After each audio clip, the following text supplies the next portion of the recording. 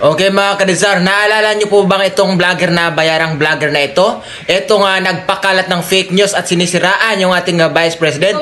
Nahuli na po ngayon mga kadizar, ha-update po tayo. Nahuli na siya at baka ipapakulong na to. Okay, panoorin nyo po sa ating full video ha, sa ating vlog, no?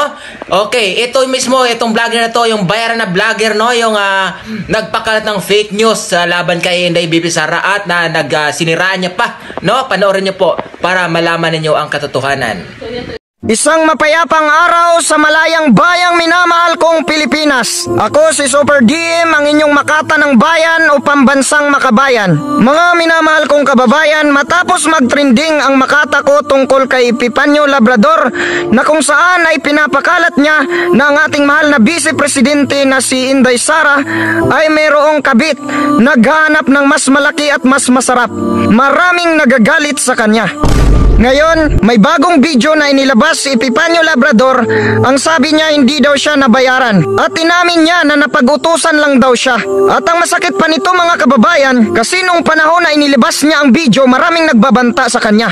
At nung marami na ang nagbanta sa kanya, sila ay umalis para sa kanilang kaligtasan. Kaya siguro umalis ito si Epipanyo kasi gusto niya ng magbagong buhay. Pero ang masakit mga minamahal kong kababayan, nung humingi siya ng tulong sa taong nag-utos sa kanya, hindi man lang siya tinulungan.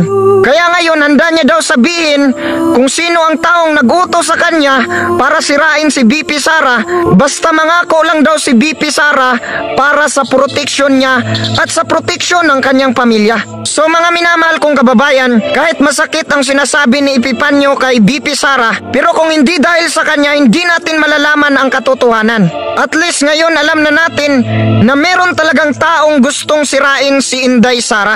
So ang may papayo ko lang sa iyo, Sarge, hindi mo dapat sinusunod ang utos kapag walang ebidensya, lalo na at critical ang subject mo. Ito ay personal na atake. Buti sana kung tungkol lang ito sa trabaho ng politika. Sarge, ramdam ko ngayon ang pagsisisi mo at ramdam ko rin na parang naghihirap ang pamilya mo kaya ka nagsisikap sa YouTube. So yung content mo ay parang Erwin Tulfo, yung bumabanat sa malalaking tao. Hindi ka naman namin pipigilan sa kung ano ang gusto mong content. Kung gusto mong banatan yung mga malalaking tao, sige banatan mo. Basta wag mo lang sundin ang utos na hindi sigurado. So dahil ngayon ay nagsisisi ka na, tinatanggap ko ang iyong pagsisisi. Bilang makata ng bayan at bilang Pilipino na nagmamahal sa bayang ito, alam ko na meron tayong puso na marunong magpatawad at marunong umunawa. Gagalang-galang na Vice Presidente at sa lahat ng mga Pilipino na nagbabanta sa kanya, hinihiling ko sa inyo na bigyan natin ng pagkakataon ng taong ito para magbagong buhay, sapagkat lahat ng tao'y nagkakamali at ang lahat ng nagsisisi ay pinapatawad. Sinasabi ng iba ay ayaw ko na magsimba kasi ang laki na ng kasalanan ko. Kahit gaano pa kalaki ang kasalanan mo, kapag nagbalik loob ka sa kanya, tatanggapin kanya, sapagkat ang sino mang kumakatok ay pinagbubuksan. Mga minamahal kong kapatid, mahalin natin ang ating kapwa at ang bayan.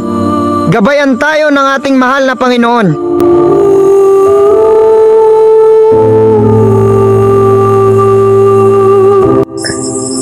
Kung pira lang ang habol ko, dapat ay inaaraw-araw ko na siyang banatan kasi trending siya.